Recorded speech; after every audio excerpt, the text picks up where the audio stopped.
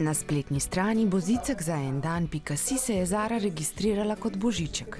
Nato je z pripravljenega seznama izbrala otroka, lahko bi tudi starostnika, ki ga bo obdarovala.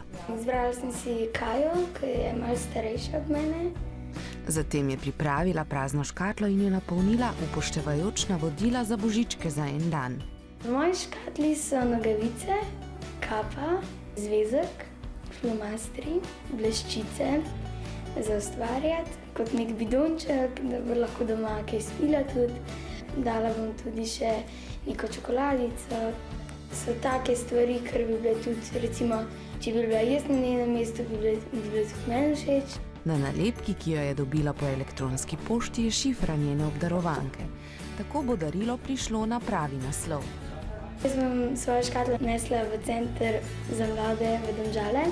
Tam bojo škratje pogledali, kaj je notri in jo v bistvu potem naprej posredovali. Ja, kaj si bi zelo želela spoznati in jo v bistvu vprašati, če je bilo to darilo všeč in tudi, da se malo podruživa pa pogovoriva. Lepo je, ko dobiš darilo, a včasih je občutek, ko komu kaj podariš, še lepši. Vem, da mi bo pač ta oseba hvaležna, ne glede na to, kar je pač v škatli.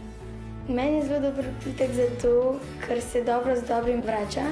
Če jaz tej osebi to podarim, se mi zdi, da se bom tudi jaz bolj počutila in ne vem, bom imela še boljši občutek.